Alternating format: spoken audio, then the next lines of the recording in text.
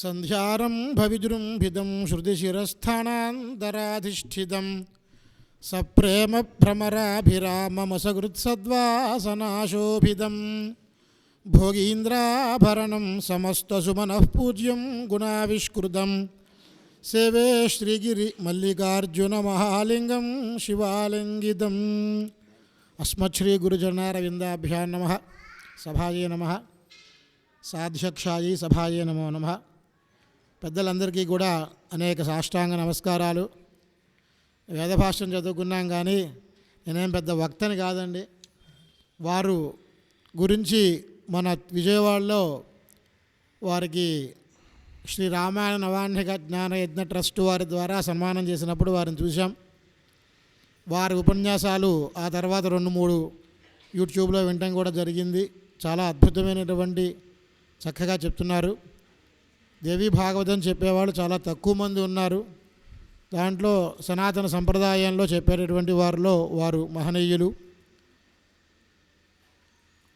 అది సాక్షాత్తు ఆ భ్రమరాంబికాదేవి యొక్క అనుగ్రహం లేకపోతే ఇటువంటి పరమ పవిత్రమైనటువంటి ప్రదేశంలో లభించదు.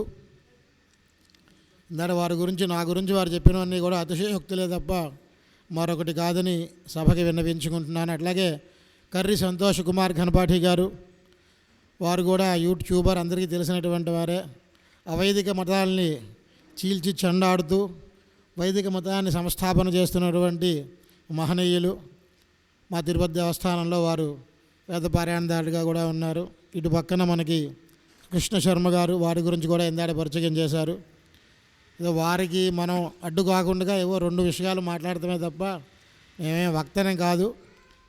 అయితే ఈ కార్యక్రమాన్ని గోవిందవజ్ర కామేశ్వరరావు శర్మ గారు రూపకల్పన చేసి చాలా చక్కగా నడిపిస్తూ ఉన్నారు. ఇంత క్రితం కూడా భాగవతము, రామాయణము ఇత్యాది అనేక విశేషాలని కూడా వారు అనేక మంచి మంచి ప్రదేశాల్లో, శుకస్థలి, హరిద్వారు ఇట్లా అనేక ప్రదేశాల్లో చక్కటి పండితుల చేత నడిపించారు. ఆ తర్వాత ఆ అమ్మవారే ఇక్కడికి వీరందరినీ కూడా తెప్పించుకుని వారి ద్వారా ఈ కార్యక్రమాన్ని నడిపింపజేస్తోంది. చాలా గొప్పదైనటువంటి క్షేత్రం ఇది. 12 జ్యోతిర్లింగాలలో ఒకటి మల్లికార్జున లింగం. అట్లాగే 18 శక్తిపీఠాల్లో ఒకటైనటువంటి భ్రామరీ శక్తిపీఠం. 2 కలిసి ఉండడం చాలా విశేషం.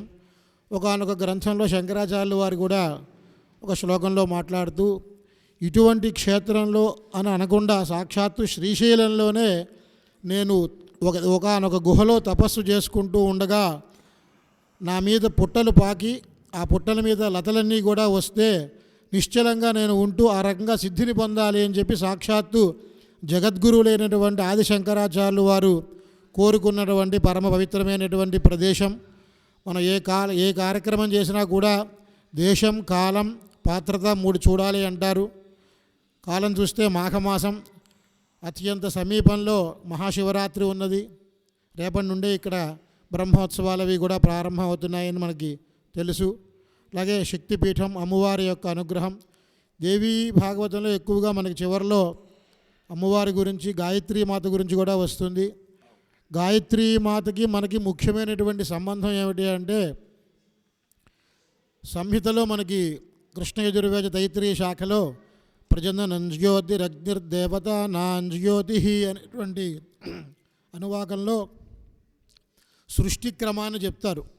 ఆ చెబుతూ తమగ్నిర్దేవతాన్వసృజ్యత గాయత్రీ ఛంద అని ఒక పనసలో అన్నీ కూడా చెప్తారనమాట. అంత టైం లేదు కాబట్టి నేను క్లుప్తంగా చెప్తున్నాను. అంటే పరమాత్మ సృష్టి చేసేటప్పుడు ఆ ఛందస్సులో గాయత్రిని, పశువుల్లో మేకని, అట్లాగే మనుష్య సృష్టిలో బ్రాహ్మణుణ్ణి సృష్టించింది అని చెప్పి మనకి కనిపిస్తోంది. గాయత్రీ ఛంద అని. అందువల్ల మనకి గాయత్రీదేవికి దగ్గర సామ్యం బాగా ఉన్నది. అంతేకాకుండా బ్రాహ్మణుడు కనుక గాయత్రీ మంత్రాన్ని ఉపాసన చేసినట్లయితే త్వరగా సిద్ధి కలుగుతుంది. ఇంకా ఏ మంత్రాన్ని కూడా ఉపాసన చేయవలసినటువంటి అవసరం కూడా లేదు. గాయంతం త్రాయత ఇది గాయత్రి అని ఒక అర్థం. గాయ అంటే ప్రాణములని, ప్రాణాలని కాపాడేటటువంటిది ఆవిడే అని ఒక అర్థం. ఇట్లా ఆ రకంగా అక్షరలక్షలు చేసి సిద్ధి పొందినటువంటి మహనీయులు కూడా మనకి ఉన్నారు. అటువంటి ఈ పవిత్రమైనటువంటి ప్రదేశంలో నమశివాయ అని ఒక పంచాక్షరి మనకి తెలుసు. అది ఎంత గొప్పది అంటే ఈ కలియుగంలో కలువు నామస్మరణాది అన్యోపాయం నహి పశ్యామో భవతరణే అని చెప్తారు. నామస్మరణను మించినటువంటిది మరొకటి లేదు. అట్లాగే జపం కూడా కొన్ని జపాల్లో ముఖ్యమైనటువంటి జపం గాయత్రి జపము. శ్రీ విద్యా ఉపాసకులు కూడా గాయత్రి మంత్రాన్ని మించి ఆ మంత్రాన్ని చేయకూడదు అని చెప్పి మా నాన్నగారు చెప్పారు. దాంట్లో విశేషాలు నాకు పూర్తిగా తెలియదు. కాబట్టి అంత ఏ మంత్రం ఉపాసన చేసినా కూడా గాయత్రి మంత్రం కంటే తక్కువే ఉండాలి అని చెప్పి ఒక విశేషం ఉన్నది. అట్లాగే బ్రహ్మాస్త్రం అని మనం వింటూ ఉంటాం, అది కూడా గాయత్రి మంత్రమే అని. ఇట్లాగనే అనేక విశేషాలన్నీ కూడా పెద్దలు చెప్తారు. అవన్నీ కూడా మీకు తెలుస్తాయి త్వరలో. ఈ అన్నిటికంటే గొప్పది ఏమిటి అంటే మనకి తెలిసినటువంటి వాటిలో వేదం అన్నిటికంటే గొప్పది అని చెప్పి మనం చెప్పుకుంటాం. ఆ వేదాన్ని ద్వారానే సృష్టి అంతా కూడా జరిగింది అని. అయితే ఆ వేదంలో కూడా గొప్పది ఏమిటి అంటే యజుర్వేదం అని. అందుకనే దాంట్లో కూడా ఆంధ్రత్వం ఆంధ్రభాషాచ ప్రాభాకర పరిశ్రమ తత్రాపి యజుషీ శాఖ నాల్పస్య తపసఫలం అని అప్పయ్య దీక్షితుల వారు చెప్తారు. అది అంత గొప్పదనం దానికి ఎట్లా వచ్చింది అంటే కేవలం నమ్మకం వల్ల వచ్చింది. అన్నిటికంటే గొప్పది వేదం అయితే ఆ వేదంలో గొప్పది యజుర్వేదం అయితే తస్య యజురే వశిరహ అని. ఏ వేదానికి ఆ వేదమే గొప్పదండి. దేని గురించి మాట్లాడేటప్పుడు దాని గురించి చెప్తారు, అంతకంటే ఏం లేదు. అయితే దాంట్లో ముఖ్యమైనటువంటి శిరస్థానీయంగా శతరుద్రీయము అని మనకి ఉన్నది. శతరుద్రీయం అంటే నమకము.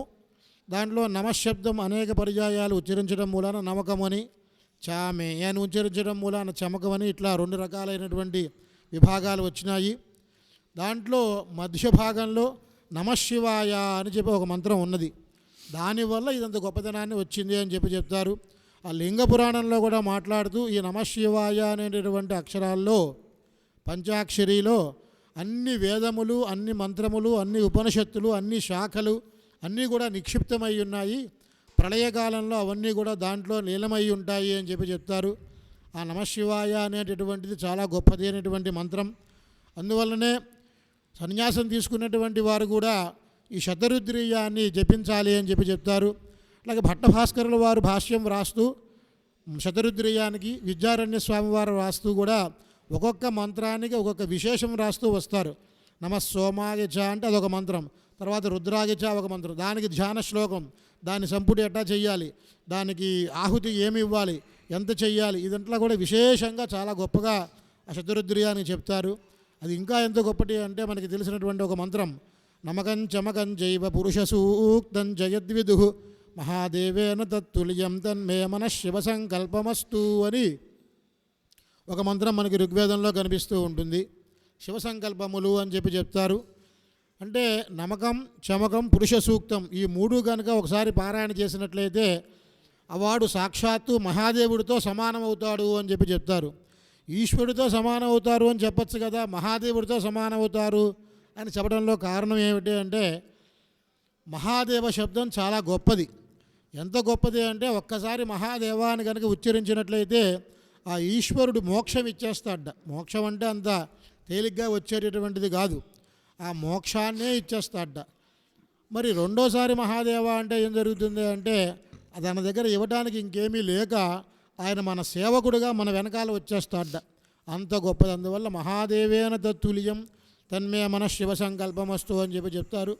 2 శతరుద్రీయంలో నమస్సోమాయచ అనువాకం తీసుకుంటే దాంట్లో మధ్యలో ఏ రకంగా మనకు ఒక వస్తువుని రక్షణీయమైనటువంటి వస్తువుని జాగ్రత్తగా రక్షణ చేస్తామో ఆ పరమపవిత్రమైనటువంటి పంచాక్షరిని అక్కడ పెట్టారు.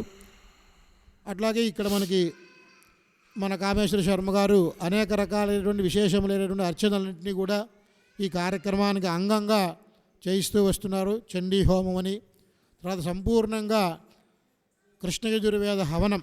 మామూలుగా కొంతమంది ఏం చేస్తారంటే సంహిత మాత్రం హవనం చేస్తారు, అలా కాకుండా 84 ప్రశ్నలు హవనం చేయటం. దీని విశేషం ఏమిటి? అట్లాగే చండీ పారాయణ హోమాలు ఇవన్నీ కూడా నడుస్తున్నాయి, అభిషేకాలు. సంపూర్ణంగా వేదాన్ని హవనం చేయటం మూలాన వచ్చేది ఏమిటి అంటే భూతం భవత్ భవిష్యత్ సర్వం వేదాత్ ప్రసిద్ధ్యతి అని మనుస్మృతి వాక్యం. దాంట్లో మనకి అగ్నిహోత్ర ఫలావేదాహ అని ఒక వాక్యం కనిపిస్తోంది. వేదములన్నీ ఎందుకు బయలుదేరినాయి అంటే 4 వేదములు కూడా యజ్ఞానుష్ఠానం కోసం బయలుదేరినాయి. కానీ ఈ కలియుగంలో యజ్ఞానుష్ఠానం బహు వ్యయ ప్రయాస సాధ్యమని సాక్షాత్తు విద్యారణ్య స్వామి వారు ఉపోద్ఘాత భాష్యంలో రాస్తారు. అటువంటి మరి ఎట్లా మనకి సిద్ధిస్తాయి అంటే పారాయణ కనుక చేసుకుంటే కొంతవరకు సిద్ధి కలుగుతుంది. అదే కనుక హోమం చేసినట్లయితే మొత్తం అన్ని యజ్ఞములలో మన అనేక యజ్ఞాలు ఉన్నాయి. మనకి వాజపేయమని, పౌండరీకమని, అశ్వమేధమని, రాజసూయమని, చైనవని ఇట్లా ఉన్నాయి. చైనం అనేటువంటి చాలా గొప్పదైనటువంటి యజ్ఞం, మహాగ్ని చైనం అంటారు. అగ్నిజిత్ కపిలాసత్రి రాజాభిక్షుర్ మహోదధి అని వాళ్ళందరినీ అంటే చైనం చేసినటువంటి వారిని కానీ, ఒక మహారాజును కానీ, యతిని కానీ, సముద్రాన్ని కానీ, కపిల గోవిని కానీ చూస్తేనే మనకి మోక్షం వచ్చేస్తుంది వాళ్ళని అని చెప్పి చెప్తారు. అటువంటి యాగాలు చేసేటటువంటి వారు చాలా తక్కువ మంది ఉన్నారు ఈ రోజుల్లో. ఒకవేళ చేసినా కూడా అశ్వమేధ యాగం కలియుగంలో నిషేధం. రాజసూయ యాగం రాజులు తప్ప మరొకరు చేయడానికి లేదు, మనకు అధికారం లేదు దాంట్లో. ఇట్లాంటి యాగాలన్నిటి యొక్క ఫలితం మనకు ఎట్లా లభిస్తుంది అంటే ఆ వేద పారాయణ ద్వారా కొంత లభిస్తుంది. ఆ వేదమును కనుక హవనం చేసినట్లయితే అవే మంత్రాలు మొత్తం అన్ని యాగాల్లో పఠింపబడేటువంటి మంత్రాలన్నీ కూడా అక్కడ హోమం జరుగుతాయి. కాబట్టి ఆ సంపూర్ణ అన్ని యాగములు చేసినటువంటి ఫలితం అనేటువంటిది మనకి లభిస్తుంది. అదొక విశేషమైనటువంటి ప్రక్రియ ఇక్కడ నడుస్తోంది. ఇంకా అనేక విశేషాలు, ఇంకా పుంభావ సరస్వతి స్వరూపులైనటువంటి వారు వచ్చి ఇక్కడ ఈ ఉపన్యాసం శ్రీమద్దేవి భాగవత మహాత్మ్యాన్ని, శ్రీమద్దేవి భాగవతాన్ని చెప్పడం అనేటువంటిది ఇంకా విశేషం. అది ఎంతో పుణ్యం ఉంటే కానీ మనకి వినేటటువంటి భాగ్యం కలగదు. ఆ భాగ్యం కూడా ఇటువంటి ప్రదేశంలో మనకి కలగదు. ఎందుకంటే కొన్ని ప్రదేశాల్లో కనుక దానం కానీ, జపం కానీ, స్నానం కానీ, శ్రవణం కానీ చేసినట్లయితే 1కి 10 రెట్లు ఫలితం వస్తుంది అని చెప్పి చెప్తారు. కాబట్టి అటువంటి భాగ్యం కలిగినటువంటి వారు మీరందరూ కూడాను అటువంటి భాగ్యాన్ని మనం అందరం కూడా పొంది ఉన్నాం. ఇంకా విశేషంగా వారు ఉపన్యసిస్తారు. కాబట్టి ఇంతటితో నేను ఉపసంహరించుకుని పెద్దలందరినీ కూడా ఏమైనా తప్పుడు మాట్లాడితే క్షమించమని ప్రార్థిస్తూ స్వస్తి. పెద్దలు మహనీయులు చాలా చక్కని సందేశాన్ని అందించారు. యజ్ఞము దాని యొక్క విశేషము. ముందుగా నమశివాయ మంత్రం. అన్ని మంత్రములకు ఒకే ఒక్క గ్రంథం ఉన్నది, ఆ గ్రంథం వేదం. అన్ని వేదములలోనూ గొప్పదేది అంటే యజుర్వేదం, కృష్ణ యజుర్వేదం. ఆ యజుర్వేదంలో కూడా నమకం చాలా దివ్యమైనటువంటిది. ఆ నమకంలో 8వ అనువాకమైనటువంటి నమస్వమాయచ అనేటువంటిది అత్యంత శ్రేష్టమైనది. ఆ అనువాకంలో నమశివాయ అనేటువంటి మంత్రం దివ్యమైనటువంటిది. ఆ విశేషాన్ని చాలా గొప్పగా అనేక ఉదాహరణలతో మనకు అందించారు. వారికి శతధా కృతజ్ఞతలు ఎక్కడి నుంచో వచ్చి ఈ ఇచ్చిన 5 నిమిషాల విషయం ఉన్నదే మనకు 5 జన్మల వరకు ఉపయోగపడేంత దివ్యమైనటువంటి విషయాన్ని ఇచ్చారు బాగుపడడానికి. వారికి శతధా కృతజ్ఞతలు తెలియజేస్తూ మైసూరు దత్తపీఠం, ఆ దత్తపీఠం నుంచి వచ్చారు సంతోష్ గారు. మనకి ఆ కర్ణపిశాచ సెల్ ఫోన్ని ఓపెన్ చేస్తే వైదికంగా అనేకమైనటువంటి విషయాలు వారి ద్వారా మనకు తెలుస్తూ